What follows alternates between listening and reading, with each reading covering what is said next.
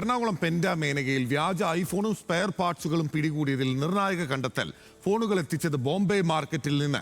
വ്യാജ ഫോണും സ്പെയർ പാർട്സും വിറ്റ കടയുടമകൾക്കെതിരെ വഞ്ചനാ കുറ്റം ഉൾപ്പെടുത്തി 7 കേസുകൾ രജിസ്റ്റർ ചെയ്തു. കൂടുതൽ വിവരങ്ങളുമായി കൊച്ചിയിൽ നിന്ന് സഹിൻ ആന്റണിയാണ് നമുക്കൊപ്പം ചേരുന്നത്. സഹിൻ, ഇത് വലിയ കണ്ണിയാണോ ഇതിന്റെ പിന്നിലുള്ളത്? ഈ ബോംബെയിൽ വ്യാപകമായി ലഭിക്കുന്നുണ്ട് രാജ്യത്തിന്റെ പല ഭാഗത്തും. അത് കൊച്ചിയിലേക്ക് വ്യാപകമായി ഇത്തരത്തിലുള്ള വ്യാജ പ്രൊഡക്റ്റുകൾ എത്തിക്കുന്നതിന് പിന്നിൽ വലിയൊരു സംഘമുണ്ടോ? പിന്നിൽ അങ്ങനെ തന്നെ മനസ്സിലാക്കേണ്ടിയിരിക്കുന്നു. കാരണം വലിയ ആഗ്രഹത്തോടു കൂടിയായിരിക്കുമല്ലോ ഓരോ ആളുകളും ഈ ഐഫോണുകളും അതിൻ്റെ സ്പെയർ പാർട്സുകളൊക്കെ വാങ്ങുന്നത്. പക്ഷേ ഇത് വാങ്ങുമ്പോൾ ഇവർ ഒറിജിനലാണെന്ന് പറഞ്ഞാണ് വിൽപ്പന നടത്തിയിരുന്നത്. ഇത് പോലീസിൻ്റെ അന്വേഷണത്തിൽ മനസ്സിലാക്കാൻ കഴിയുന്ന ഈ സ്പെയർ പാർട്സുകളൊക്കെ ഡ്യൂപ്ലിക്കേറ്റ് ആയിരുന്നു. മാത്രമല്ല അത് വലിയ വിലയ്ക്കായിരുന്നു ആളുകൾക്ക് വിൽപ്പന നടത്തിക്കൊണ്ടിരുന്നത്.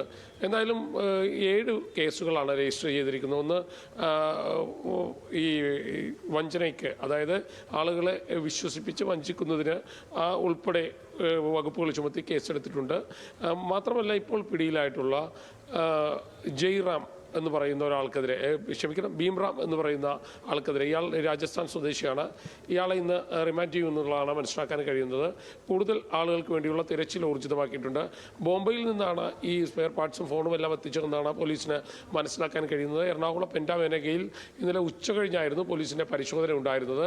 100 കണക്കിന് ഫോൺ സ്പെയർ പാർട്സുകൾ പിടിച്ചെടുക്കുകയും ചെയ്തിട്ടുണ്ട്. ബില്ല്.